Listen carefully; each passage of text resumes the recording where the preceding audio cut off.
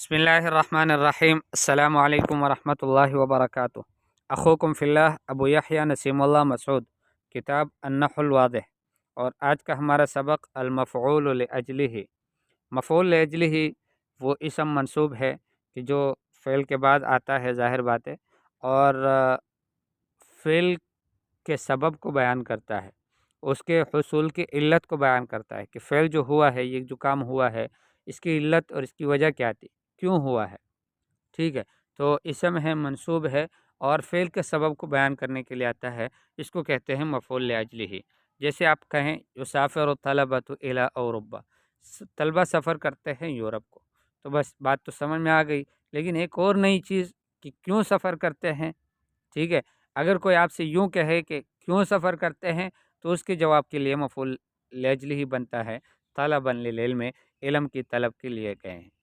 عاقب القاضی المجرم، قاضی نے مجرم کو سزا دی۔ ارے کیوں دی سزا؟ تعدیبا لہ، اس لیے دی تاکہ وہ بادب بن جائے، اس کو تعدیب کے طور پر۔ قم احتراما لاستاذک، اگر صرف اتنا کہا جاتا کہ قم لاستاذک، اپنے استاد کے لیے کھڑے ہو جاؤ، تو بھائی کیوں کھڑا ہو جاؤ؟ نہیں، قم احتراما لاستاذک، اپنے استاد کے احترام میں کھڑے ہو جاؤ۔ تصدقت علی الفقیر عملا فی الثواب، میں نے فقیر پر صدقہ کر دیا، اچھی بات ہے۔ بھائی کیوں صدقہ کر دیا؟ عملا فی الثواب، ثواب میں امید تھی مجھے، ایک آرزو، امید کہ ثواب مجھے ملے گی۔ صفحت عن السفیہ، میں نے درگزر کر دیا بیوقوف سے، احمق سے۔ بھائی کیوں درگزر کر دیا؟ حلما، میرے حلم کی وجہ سے، میری بردباری کی وجہ سے۔ تجاوزت عن حفوۃ الصدیق ابقاء علی مودتہ، حفوہ کہتے ہیں غلطی کو، لغزش کو، میں نے اپنے دوست کی لغزش سے تجاوز کر دیا۔ تو ایسے ہی ہوتا ہے، دوست سے تو تجاوز کیا جاتا ہے، اس کی لغزش سے نہیں بھائی، ابقاء علی مودتہ، اس کی مودت اور اس کی محبت کو باقی رہنے کے لیے۔ تو آپ کو یہ بات سمجھ میں آ گئی کہ یہ اس سبب کو بیان کرتا ہے کہ جس سے فعل واقع ہوا ہے، تو فعل واقع ہوا ہے، اور اس کے بعد یہ اسم منصوب آ کر اس فعل کے سبب کو اور اس کے حصول کی علت کو بیان کرتا ہے۔ البحث، انظر الى الکلمات طلبا و تعدیبا و احتراما و عملا و حلما و ابقاء، ان کلمات کو دیکھو۔ تجد انہا اسماء منصوبہ، آپ ان کو پاؤ گے کہ یہ سب اسماء منصوبہ ہے۔ وہذا شیء واضح، اور یہ واضح چیزیں، اس میں تو کوئی ایسی دوسری بات نہیں۔ غیر اننا نريد ان نعرف ارتباط كل اسم من هذه الاسماء، بس یہ اتنی سی بات ہے کہ ہم یہ چاہتے ہیں کہ ہم اس ارتباط کو، اس تعلق کو ہم سمجھ لیں کہ جو ان میں سے ہر ایک اسم کو اس فعل کے ساتھ ہے کہ جو اس کے جملے میں ہے۔ لنفرض، ہم فرض کر لیں، ان قائلا قال، ایک شخص نے کہا، یسافر الطلبۃ الی اوروبا، طلبہ سفر کرتے ہیں یورپ کا۔ فما الذی نفهمه من ذلك، اس سے ہم کیا سمجھتے ہیں؟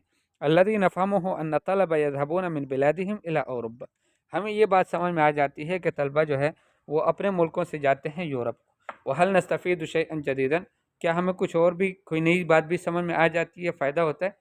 اذا زاد القائل علی الجملہ، جب قائل، بات کرنے والا، ایک اسی جملے پر اس حرف کو، اس جملے کو بھی زیادہ کر دے، یعنی ان کلمات کو بھی، اور کہے طالبا للعلم، کہ علم کی طلب میں جاتے ہیں۔ نعم نفہم ان ھذا السفر الی اوروبا، ہمیں یہ بات سمجھ میں آ جاتی ہے کہ یہ جو سفر ہے یورپ کا، سبب ہو طلب العلم ہے، اس کا سبب طلب علم ہے۔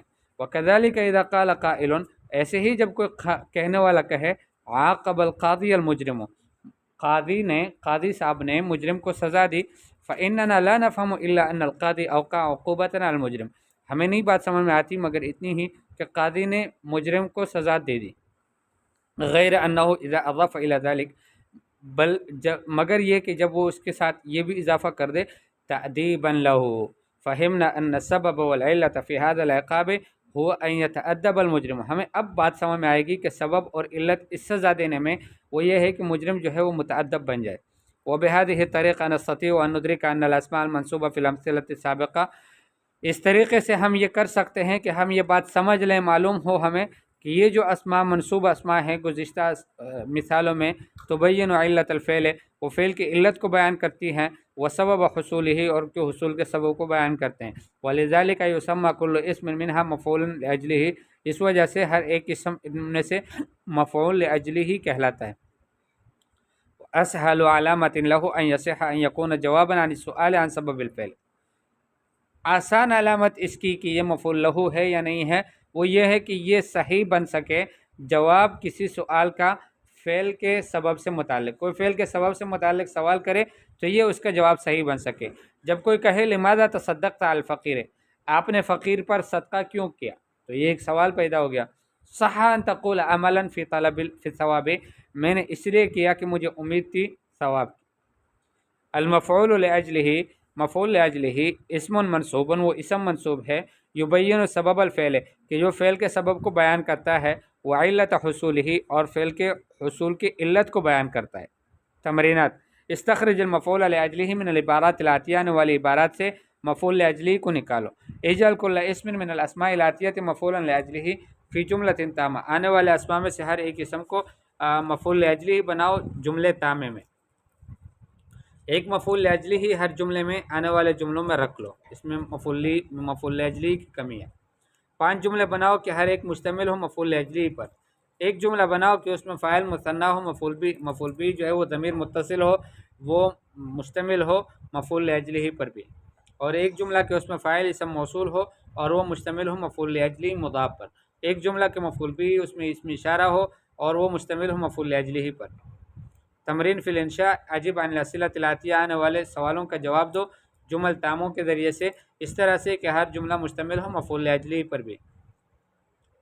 تمرین فی الاعراب، سجدت شکرا، سجدت سجد فعل ماضی مبنی علی السکون، والتاء ضمیر فاعل مبنی علی الضم فی محل رفع، اور شکرا مفعول لاجلہ منصوب بالفتحہ۔ لا تبخلوا خشیۃ الفقر، تم بخل نہ کرو فقر و فاقے کی ڈر سے۔ اعملوا الخیر، تم خیر کے کام کو کرو، حبا فی الخیر، خیر میں محبت کی وجہ سے، کہ خیر کے کام کو اس لیے لوگ کرتے ہیں کہ وہ خیر میں آدمی خیر کو پسند کرتا ہے۔ اعفو عن المخطئ تکرما، مخطئ سے، مجرم سے، غلطی کرنے والے سے معاف کر دو، درگزر کر دو، تکرما